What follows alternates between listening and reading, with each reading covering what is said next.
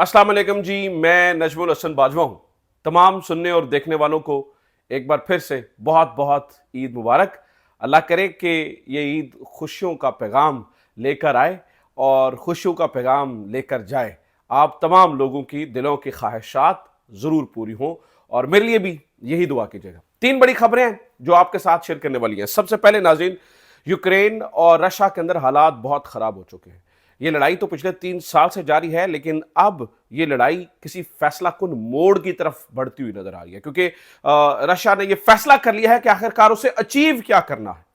और नाज़रीन, इस वक्त रूस की फौजें निकल पड़ी है। पहले स्टेशन थी, पहले पहले दिनों के अंदर रूस आगे बढ़ा, कीव तक गया, वापस आया, स्टेशन हो गया, जो जो उसने टारगेट्स अचीव करने थे वहां पे खड़ा हो गया। अब रूस की फौजें निकल चुकी है नाज़रीन यूक्रेन, आधे यूक्रेन के ऊपर कब्जा करने के लिए।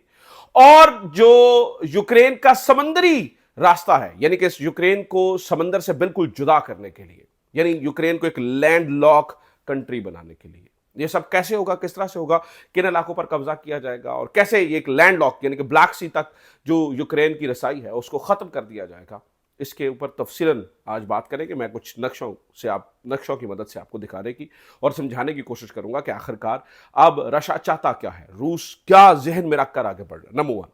नंबर टू, नाज़रीन, इस वक्त भारत और फ्रांस के दरमियान हल्के फुल्के फड्डे की खबरें गर्दिश कर रही हैं। खासतौर पर सोशल मीडिया पर इत्तलात आ रही हैं कि राफेल गिरने के बाद जो भारत है उसके ऊपर फ्रांस का एतमाद खत्म हो रहा है। फ्रांस समझ रहा है कि भाई सानू ही जलील गिराया सो।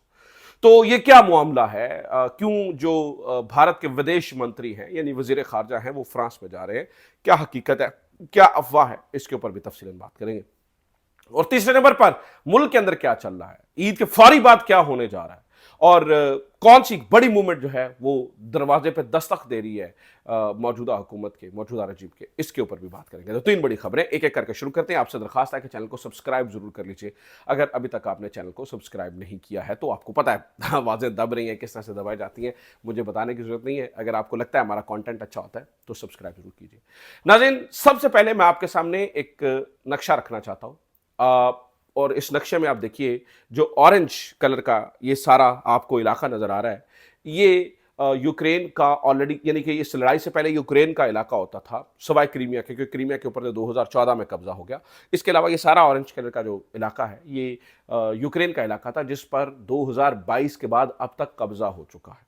क्यों कब्जा हुआ है और रूस का क्या मौक़िफ़ है और ये लड़ाई शुरू क्यों हुई, इस पे मैं पिछली 2 वीडियोस बना चुका हूं बड़ी डिटेल के साथ। अगर आपने देखनी हो तो आप 2 वीडियोस जाके मेरी इससे पिछली वाली वीडियोस देख लीजिए, आपको सारी कहानी समझ आ जाएगी। लेकिन नतीजा ये है कि अब ये सारा इलाका, यानी जिनके अंदर लुहांस्क, दोनेत्स्क, ज़पोरिज़्हिया आता है, और ये इस यानी कि ये 4 बड़े इलाके हैं जिनके ऊपर अब तक जो है वो रूस कब्जा कर चुका है। अभी खार्किव के ऊपर, यानी जो खार्किव यूक्रेन का शहर है, इसके ऊपर लड़ाई जारी है और रूस आगे बढ़ रहा है। अब नाज़रीन, रूस चाहता क्या है, इसके ऊपर कुछ यूक्रेन ने इंटेलिजेंस शेयर की है और वो ये बता रहे हैं कि 2026 तक रूस ये चाहता है कि अगर ये लड़ाई ऐसे ही जारी रहनी है तो फिर हम कुछ बहुत बड़ा करेंगे।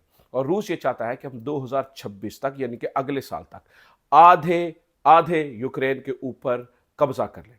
और नाज़रीन, इसके लिए क्या करने वाले हैं, आधे यूक्रेन पे वो क्यों कब्जा करना चाहते हैं, वो इसलिए कब्जा करना चाहते हैं ताकि जो यूक्रेन की ब्लैक सी तक, यानी समंदर तक रसाई है, वो खत्म हो जाए और एक लैंड लॉक कंट्री बन जाए। और समंदर तक रसाई के लिए इसे रूस से हमेशा मदद मांगनी पड़े, रूस के ऊपर ये निर्भर हो, चले इनकी ज़बानी, रूस के ऊपर जो है ना वो ये मुकम्मल हमेशा रहे, और रूस इसे चाहे तो रास्ता दे ना दे। इससे होगा क्या कि जो यूक्रेन का मौक़िफ़ है, यानी जो ये कहता रहता है कि भाई मैंने नेटो में शामिल होना है, वो उससे बाज रहेगा और यूक्रेन हमेशा रूस से दब करेगा, एक आधा इलाका गवाएगा।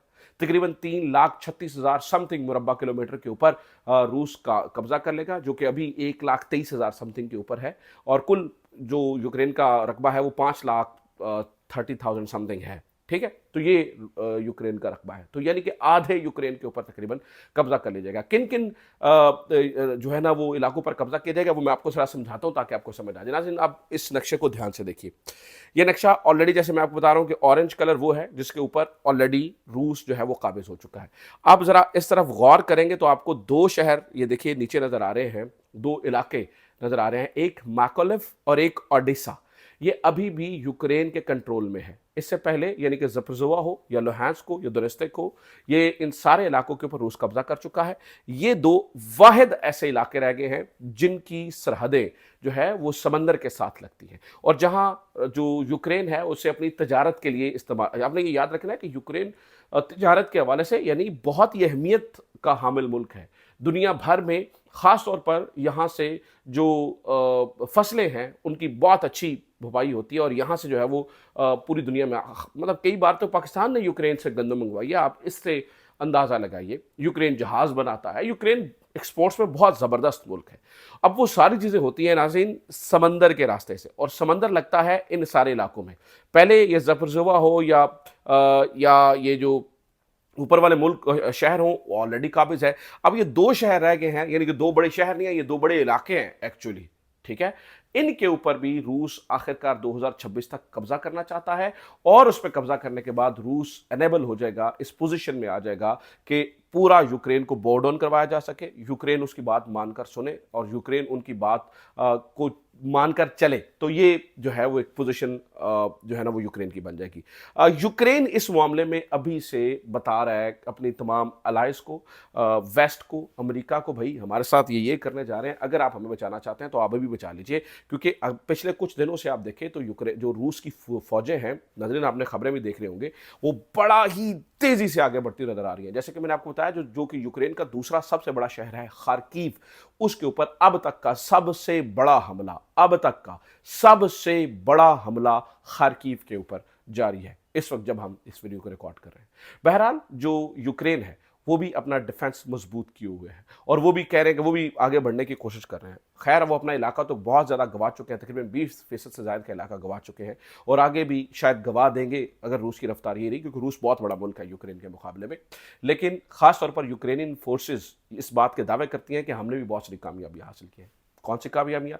वो बताते हैं जी, आज सुबह की मैं खबर आपको बता रहा हूँ, बता रहे हैं जी हमने इनका SU-35 तैयारा खुर्स्क के इलाके के अंदर मार गिरा है। SU-35 तैयारा ये 4.5 जनरेशन का तैयारा है, बड़ा ही शानदार तैयारा, और ये F-15 के मुकाबले में रशिया ने बनाया था और ये बहुत शानदार तैयारा है। सखोई इसे 35 भी कहा जाता है, लेकिन इसको जो यूक्रेन की फोर्सेस हैं वो उन्होंने मार गिराने का दावा किया। देखिए, जहाज़ मारने से 40 जहाज़ मार दिए रिसेंटली यूक्रेन ने रशिया के ऑपरेशन वेब के जरिए, लेकिन उससे कुछ बहुत बड़ा नहीं हो रहा है, बल्कि रूस ज़्यादा एग्रेसिव हो रहा है। मुझे लगता है इस जंग का हल अब आपको टेबल पर बैठ के ही मिलेगा, टेबल पर सिचुएशन होगी। अदरवाइज अगले कुछ महीनों के अंदर यूक्रेन एक ऐसा मुल्क होगा जिसके पास अपना समंदर नहीं है।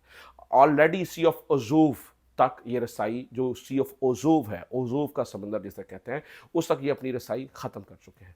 अब ब्लैक सी तक, जिसको जो कि बहुत ही अहमियत का हामिल है इनकी सारी तजारत के लिए, ख़ास तौर पर दूसरी तरफ आप देखें ना, सारे ईस्टर्न यूरोप के सारे कंट्रीज आते हैं। मोल्डोवा की सरहद ये मेलाकुफ के साथ लगती है। तो कहने का मतलब ये है यूक्रेन के लिए फिर जो है वो एग्जिस्टेंशियल क्राइसिस का शिकार हो जाएगा यूक्रेन और बहुत मुश्किल हो जाएगी। सो देखते हैं, अभी फैसला कुन लड़ाई का आगाज़ हो चुका है कि आगे आने वाले दिनों में क्या होता है।